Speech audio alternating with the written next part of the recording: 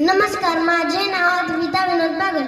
आदरणीय व्यासपीठ, पूज्य गुरुजन वर्ग आणि येथे जमलेले तमाम शुभभक्तांना शिवजयंतीच्या खूप खूप शुभेच्छा.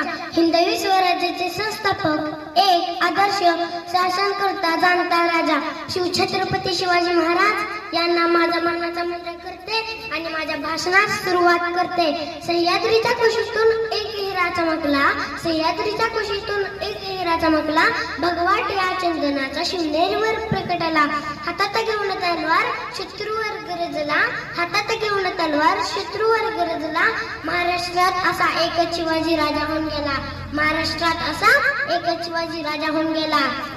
दिनांक 19 फेब्रुवारी 1630 रोजी शिवनेरी किल्ल्यावर शिवाजी महाराजांचा जन्म झाला. त्यांच्या आईचे नाव जिजामाता व वडिलांचे नाव शहाजीराजे भोसले होय.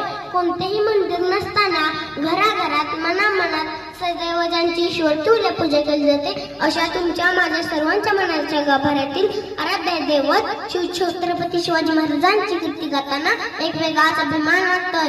राजांचा जन्म होऊन 400 वर्षे होत आली, राजांच्या जन्म होऊन 400 वर्षे होत आली, तरीही शिवाजी महाराज असा शब्द कोणत्याही कानावर पडला तर जय हा जय घोष कोणाच्याही ओठावर आल्याशिवाय राहत नाही, रक्त ससळाशिवाय राहत नाही. यावर विचार केलाय का तुम्ही कधी? इतकी मोठी ताकद आहे माझ्या राजाच्या नावात, अरे किती मोठी कार्य आहे माझ्या राजाचे. राजांनी महाराष्ट्रात स्वराज्याचे तोरण बनले. 18 पगड जातींना, सर्व धर्मांना न्यायाची, समतेची आणि ममतेची छत्र सावली दिली. प्रत्येक माता भगिनींना मान पान आणि संरक्षण दिले.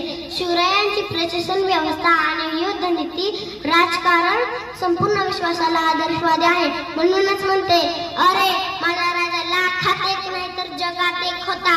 शेवटी जाता जाता एवढेच म्हणेन, ना शिवशंकर तो कैलासपती, ना लंबोदर तो गणपती, नतमस्तक तया चरणी, जेणे केली स्वराज्य निर्मिती. एवढे बोलून मी माझे भाषण संपवले. जय भवानी, जय शिवाजी.